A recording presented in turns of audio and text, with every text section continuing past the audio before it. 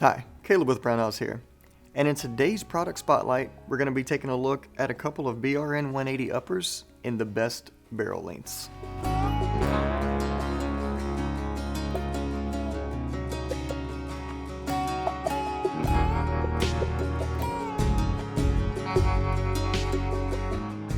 So what we actually have here is a BRN-180 upper.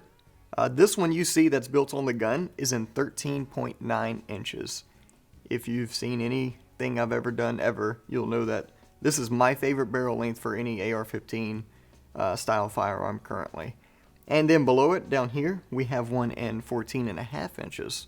14.5 has been something that you guys have been requesting for a long time. But now, since we did that, we were like, do it in a 13.9, or Caleb is going to lose his mind. So here it is. Now I don't have to lose my mind. Probably did that a long time ago anyway. So why make them in shorter barrels? Because we already have them in 16 inches. We also have them in 10.5 in the BRN-180S. But the whole point of this is to keep it as compact as possible. You know, a nice maneuverable AR-15, perfect for a home defense gun, truck gun, you know, whatever. But keep it as short as possible. But if you allow you the option to pin and weld that muzzle device so that you don't have to use a pistol brace. So this actual barrel length with this pin and welded muzzle device on it is 16.1 inches. I'm perfectly legal. I can use a stock and a 13.9 inch barrel, which is ideal. That's what I want. I want to keep it as slim as possible.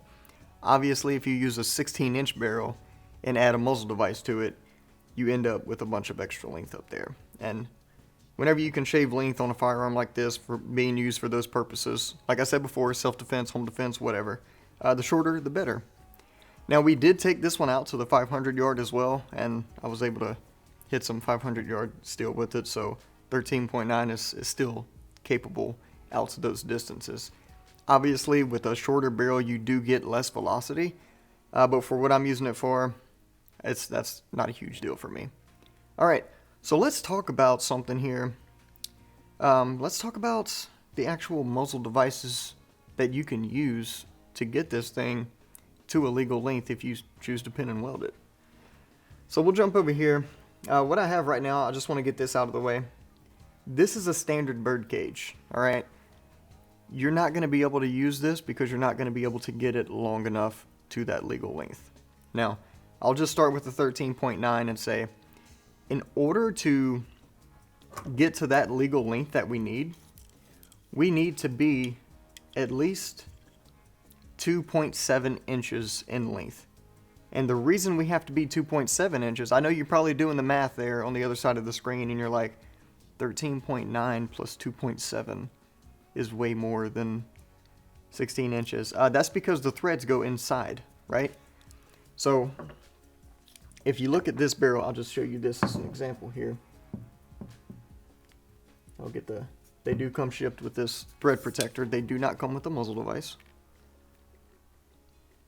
I'm good at this, I promise. There we go. All right, so I'll set that thread protector out of the way here.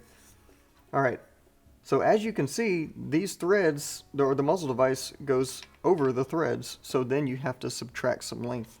That's why it is 2.7 inches. All right.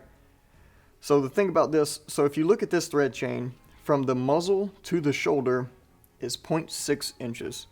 Pretty much most threaded muzzles that are threaded half 28 are going to be 0.6 inches. Some of the actual thread portions themselves are actually 0.5 inches, and then you have a 0.1 inch relief cut.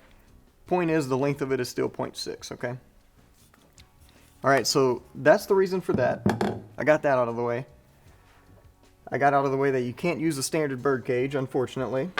So let's talk about some things you can use. And I'll start with this right here. This is the forward control designs. This is a flash hider, or technically a compensator here, that is chemo adaptable, which means you can use any suppressor that uses a chemo attachment. This one is specifically designed to work with a 13.9 inch barrel. We carry these here. This is probably one of my favorite ones because I like chemo attachments. They also make this in a muzzle brake variation rather than this compensator here.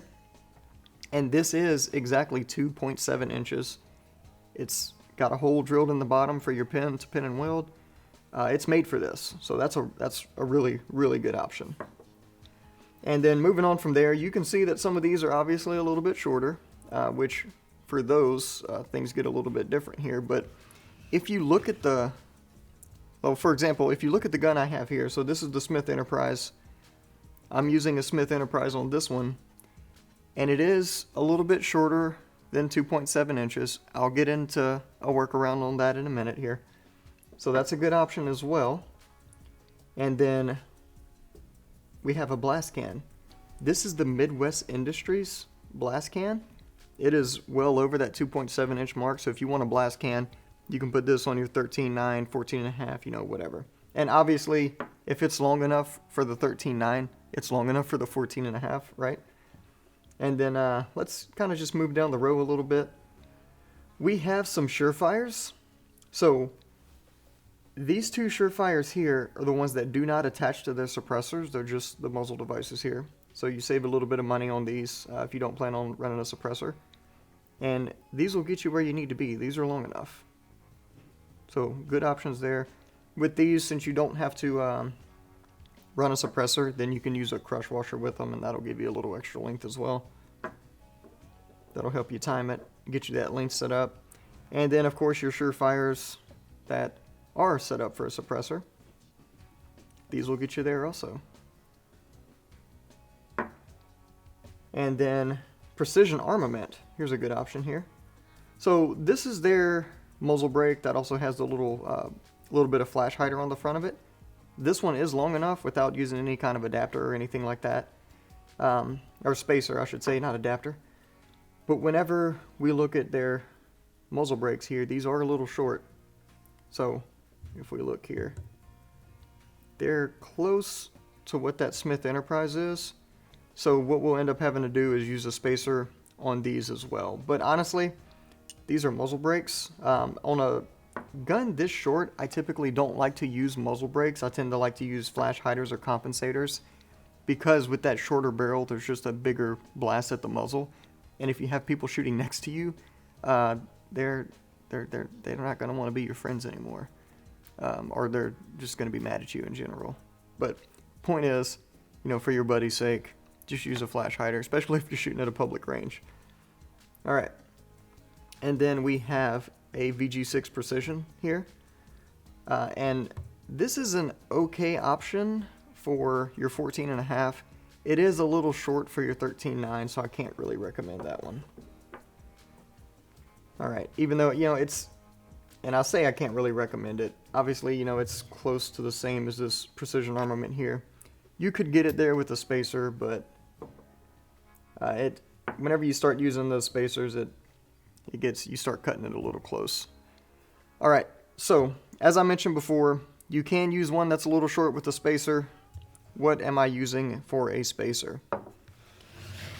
So here, I actually just took a lock nut, which is just a nut that threads on in between your muzzle device and your shoulder, and that gave me the extra length I needed. And then we pin and welded it, and then I was just over 16 inches. So that's certainly something you can do. Just put a lock nut on there. If you're going to be using a mount that uses a suppressor, I wouldn't recommend doing that. I would recommend just running it straight up against the shoulder. You can use some shims if you need to. These shims, like for example the ones that come in the Brownells shim kit, the one that comes with Surefire suppressors, those are machined perfectly flat. So those work great for this. Don't use crush washers. I wouldn't even, in some cases, I wouldn't recommend using lock nuts. It depends on the quality of the lock nut. But if you're going to run a suppressor, so that's something to keep in mind as well. Just use the machine spacers, because those are machined flat. That way your suppressor, once you torque it down, won't be canted one direction or the other. I'm getting off on a tangent here. Let's talk about the 14.5. So what barrel length do you need, or what muzzle device length do you need if you're going to be using the 14.5 inch barrel? So some of you are way better at math than me, so you probably already did the math in your head. If For this one, we need a 2.7 inch. For the 14.5, we then need a 2.1 inch muzzle device, which again, your standard bird cage isn't going to do it. But the Smith Enterprise and some of these other shorter ones we went over here will be just fine without any kind of addition of a spacer. So those work great for that. Now, as far as what barrel length is better, 14.5 or 13.9, I always say 13.9 just because I like 13.9. I use it on multiple different firearms, but honestly, it's personal preference. Whichever one you want. And another feature of these uppers here, like I said before, they're standard BRN-180 uppers. They're the Gen 2s, and they have a 2-position gas block on them. So these are piston operated, short stroke piston, and the gas block has suppressed and unsuppressed settings, just like the other Gen 2s. As far as operating setup goes, they work just fine. You can shoot them folded, just like any other BRN-180. And a little bit about this one here. We did a video specifically on this one, but I am running the American Defense Manufacturing specific 180 lower with a 1913 rail on the back and a JMac custom stock, along with some other I want to use the G word, don't say Gucci, say tricked out features, right? All right, so those are the 2 BRN-180 uppers we have here in the best barrel lengths, 13.9 and 14.5 inch. All right, so if you're watching this on the website, I'll link all these products down below. And if you're watching this on YouTube, make sure you hit that like and subscribe button. And if you have any questions or comments, you can always reach out to us on the tech line as well. Thanks for joining us, and we'll see you next time.